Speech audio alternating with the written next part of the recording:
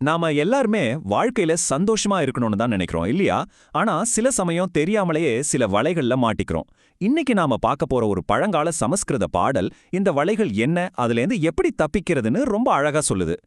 வாங்க, ஒரு சின்ன டைம் டிராவல் போலாம். 8ஆம் நூற்றாண்டு காசி நகரம். அங்கதான் நாம பார்க்க போற கதையோட நாயகன் ஆதிசங்கரர் இருக்கார்.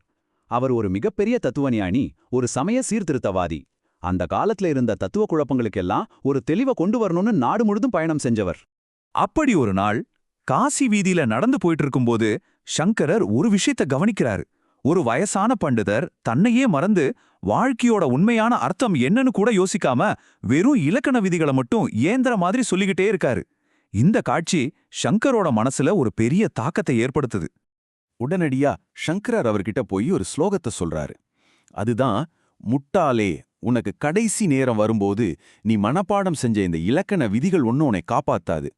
பாருங்க, படிப்பு தான் வாழ்க்கை, அறிவு தான் எல்லான்னு நினைச்சிட்டு இருந்தவருக்கு இது எவ்வளோ பெரிய அடியா இருந்திருக்கும். அறிவுங்கிறது ஒரு கருவிதாங்க, அதுவே நம்ம வாழ்க்கையோட இலக்கு கிடையாதுன்னு சங்கரர் முகத்துல அடிச்ச மாதிரி சொல்றார். அந்த பண்டிதருக்கு அது ஒரு ஷாக் ட்ரீட்மெண்ட் மாதிரி ஒரு பெரிய விழிப்புணர்வை கொடுத்தது. அதனால தான் இந்த பாடலுக்கு இன்னொரு பேர் இருக்கு, மோக முட்கரம், அதாவது மாயையே அடிக்கும் சுத்தியல். இதோட நோக்கம் நம்மள மென்மையா தட்டி எழுப்புறதில்ல, நம்ம மனசுல இருக்கிற தப்பான எண்ணங்களை ஒரு சுத்தியல் வச்சு உடைக்கிற மாதிரி உடைச்சு நொறுக்கிறது தான். சரி, அப்படி என்னென்ன மாயைகளை தான் சங்கரர் உடைக்க நினைச்சார்? வாங்க பார்க்கலாம். அதுல முதல் ரொம்பவே சக்தி வாய்ந்த ஒரு விஷயத்துல இருந்து ஆரம்பிக்கலாம். அதுதான் செல்வம். 2வது ஸ்லோகத்துல அவர் சொல்றார், முட்டாளே, செல்வத்தை சேர்க்கணுங்கிற அந்த தாகத்தை விடு. யோசிச்சு பாருங்க, இன்னைக்கு இருக்கிற நம்ம கன்சியூமர் கல்ச்சருக்கு இது எவ்வளோ பொருந்துது. ஆனா இங்க ஒரு முக்கியமான விஷயம், சங்கரர் செல்வத்தை வெறுக்க சொல்லல, பணமே வேணான்னு சொல்லல, அந்த பணத்தின் மேல இருக்கிற தாகத்தை, அந்த தீராத ஆசையை விடச் சொல்றார். அப்போ பாயிண்ட் என்னன்னா, தத்துவம் பணத்துக்கோ வசதிக்கோ எதிரானது கிடையாது. ஆனா அந்த இன்னும் வேணும்னு மனசை அரிக்கிற ஒரு தாகம் இருக்கு பாருங்க, திருஷ்ணான்னு சொல்லுவாங்க, அதுக்கு தான் எதிரானது. ஏன்னா அந்த தாகம் தான் நம்ம நிம்மதியே கெடுக்குது. அடுத்ததா 2வது பெரிய மாயை, காமம். சங்கரர் இதை பத்தி பேசும்போது கொஞ்சம் கூட தயங்கல, ரொம்ப நேரடியான, ஏன் கொஞ்சம் கொடூரமான மொழியில கூட சொல்றார். இளம் பெண்களோட மார்பகங்களை பார்த்து அந்த பைத்தியம் பிடிக்கிற மாயையில விழாத, அது வெறும் கொழுப்போட ஒரு மாற்றம்தான் அப்படின்னு சொல்றார். இங்க அவர் அழக நிராகரிக்கல, ஆனா அந்த அழகோட உண்மையான தன்மை என்னன்னு நம்மள ஆழமா சிந்திக்க வைக்கிறார். சரி, காமம் மாதிரி ரொம்ப இயல்பான உணர்ச்சிபூர்வமான விஷயங்களை எப்படி ஜெயிக்கிறது? அதுக்கு யோக சாஸ்திரத்துல ஒரு டெக்னிக் சொல்றாங்க. அதுக்கு பேரு பிரதிபக்ஷ பாவனை. சிம்பிளா சொல்லணும்னா, ஒரு விஷயத்தை பத்தி திரும்ப திரும்ப தப்பா யோசிக்காம அதோட உண்மையான இயல்பு என்னவோ அதை அறிவுபூர்வமா சிந்திச்சு பார்க்கறது. இது நம்ம மனசுக்கு நாமளே கொடுக்குற ஒரு ரீட்ரைனிங் மாதிரி. இப்போ இந்த மாதிரி தனிப்பட்ட மாயைகள்ல இருந்து வெளிய வந்து கொஞ்சம் பெரிய படத்தை பார்க்கலாம்.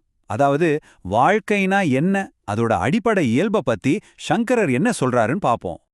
இங்கதான் அந்த பாடலோட ரொம்பவே பிரபலமான மனதை உருக்கக்கூடிய ஒரு உருவகம் வருது. தாமரை இலை மேல தள்ளாடிக்கிட்டு இருக்கிற ஒரு தண்ணி துளிக்கு அதோட இருப்பு எவ்வளவு ஒரு நிச்சயம் இல்லாததோ, அதே மாதிரிதான் நம்ம வாழ்க்கையும் எப்பவுமே நிலையாற்றுது. யோசிச்சு பாருங்க, ஒரு சின்ன காத்தடிச்சா போதும் அந்த நீர்த்துளி காணாம போயிடும். நம்ம வாழ்க்கையும் அப்படிதானே?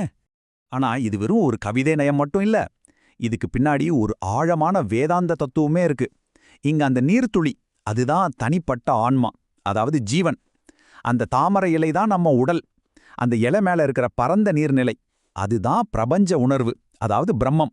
அந்த சின்ன துளி, அதாவது நாம, கடைசில அந்த பெரிய நீர்நிலையில கலந்துதான் ஆகணுங்கிறது தான் அதோட தத்துவம்.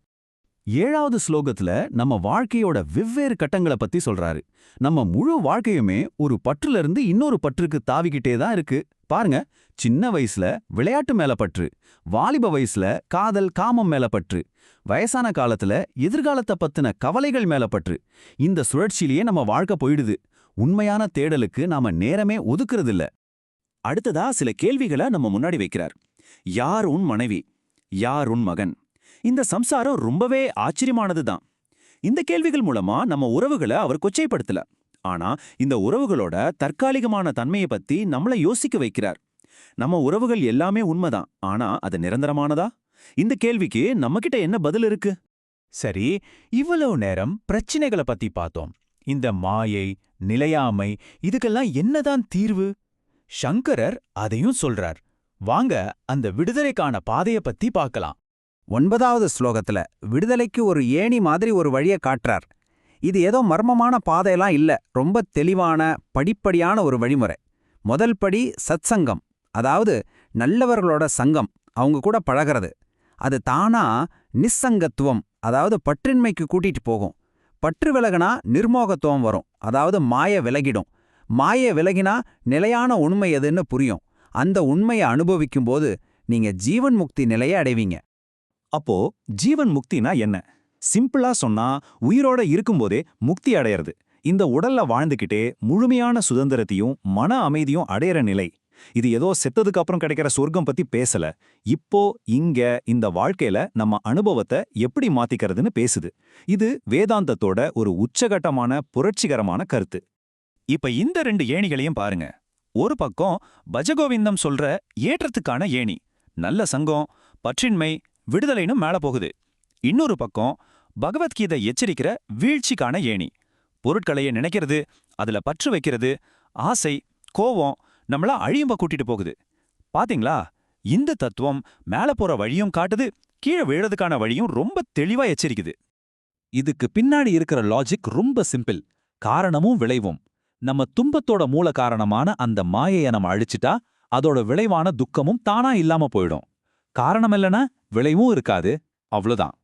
அதனால தான் 10வது பாடல்ல ஒரு ஆழமான கேள்வியை கேட்கிறார் சங்கரர். உண்மையை உணரும்போது சம்சாரம் எங்க இருக்கு?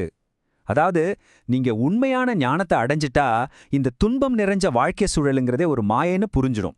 அது தானா மறைஞ்சிடும். ஆக மொத்தத்துல நாம புரிஞ்சுக்க வேண்டிய முக்கியமான விஷயம் இதுதான்.